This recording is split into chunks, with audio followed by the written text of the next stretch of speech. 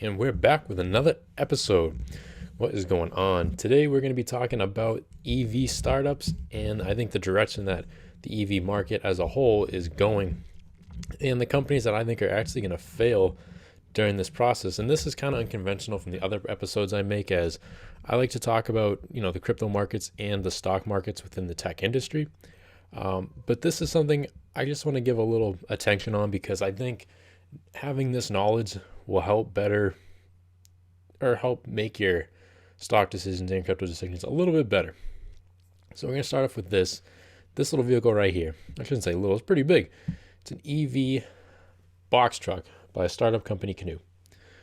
Now, do I think this is the future of EV? To be honest, yes, I really do. I mean, if you look at this looks exactly like a sci-fi movie would have in the year 2040. This looks like a futuristic vehicle. It has that cyberpunk aesthetic to it that people are kind of already preconditioned to believe is what's going to be in the future, right? It already has that look to it. If you go down, you look at it, multiple models, it's clean. The starting price is only $33,000, which is not bad at all for a utility vehicle.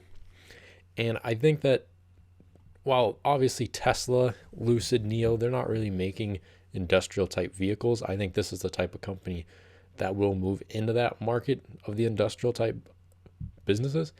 And while we have other companies such as Ford, Chevy, they already have box trucks, I don't think they're going to compete with this at all.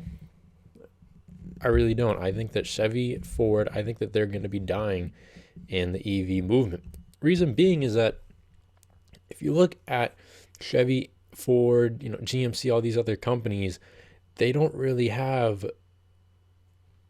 like the focus, right? Like if you have a startup, their main focus right now, Canoe's main focus is this and only this, right? Like they're only focused on these things and that is it, and how to make these better, how to come up with better production lines for these, and how to market these. 3 items. That's it. What does Chevy have? They have cars. They have trucks. They have utility vehicles. What does Ford have? Ford has cars. It has trucks. It has utility vehicles. And I think Ford, also to put more emphasis on Ford, I think they've really moved the wrong direction in the EV space. Like if we look at what they're making right now, what is this? and the Ford Mustang Mach-E, best EV ever. Ford's best EV ever. Like, you don't buy a Mustang because it's EV. You buy a Mustang because it's a muscle car. This isn't a Mustang. Like this is a Mustang.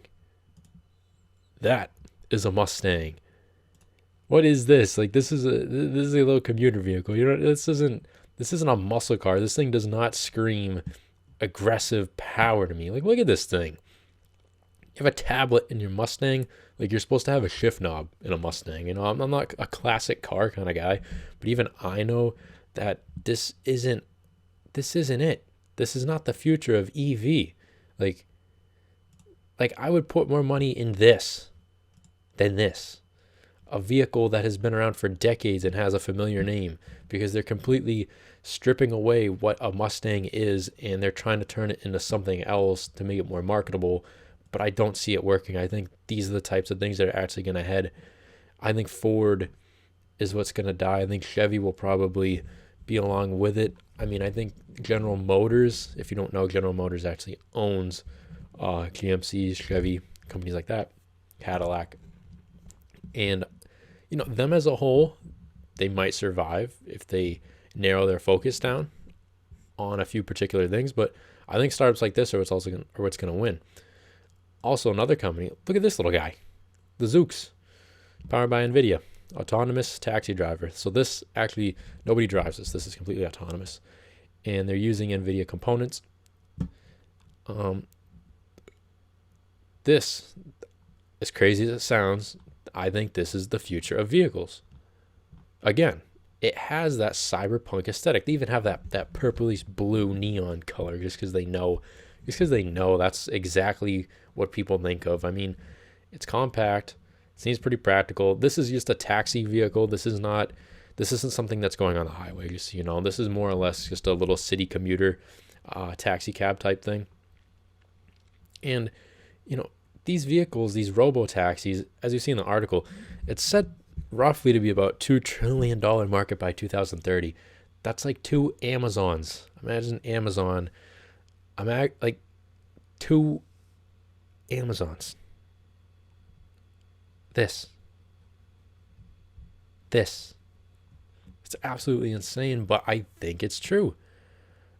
And I don't think Ford or Chevy are going to be behind it. Why? Ford and Chevy make vehicles for the everyday average commuter, right? The average consumer. They have trucks that are good for work, and they do have the industrial, box trucks, also good for work. Now, companies like this, they're making something for the future, right? Their money, their research and development, and their marketing is specific to a very, very certain market. This is only robo-taxis. This is only box truck and moving related vehicle.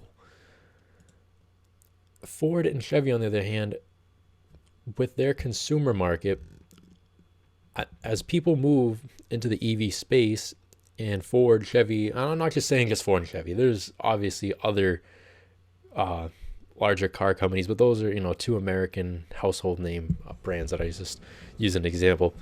They're obviously known as having these commuter vehicles, but they don't have the things in place to compete with things like Tesla or Lucid or Neo as these companies become bigger, because those companies, again, they're only focused on EV commuter vehicles. And because of that, I think that their marketing and their research and development is going to be a lot better. Also, I think that while you have these things kind of going on, like these other large car companies, they already have to run the businesses that they have, which is conventional automotive. Now, for them to completely add a whole new line on, yeah, they can do it. But if you know anything about these guys, like, they're already struggling as it is. It's already a very difficult market buying and selling these new vehicles for them in order to maintain afloat. That's why so many car companies have gone out of business or have been bought out. And when you have a little company like this that only has that small little thing, they don't have so many moving components in terms of their business. There's a lot less in terms of manufacturing, logistics, resources, because it's so simple. It becomes a lot more streamlined. And I think that these companies, especially NVIDIA, now might be a good time. It's always a good time to invest in NVIDIA, let's be honest. But these are the companies that are going to get ahead. I think these are the future of what we're going to see on the road. Not this. Yeah, that's really what I wanted to talk about today. If you like conversation, by all means, subscribe, drop a like, and I'm going to be doing also a crypto and stock market update later on today. So if you are watching this now, by all means, enjoy later on. Thank you.